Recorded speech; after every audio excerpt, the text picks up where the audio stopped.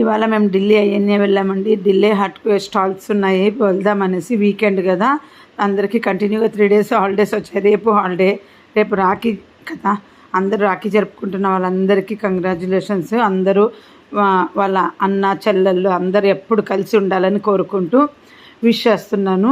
ఎవరెవరు అన్నా చెల్లెలు రాఖీలు కట్టుకుంటారు అందరూ ఎప్పుడు కలకాలం కలిసి ఉండాలని. ఇంకా ఈ రోజున్న వేడి మాకు ఇంత కాదండి.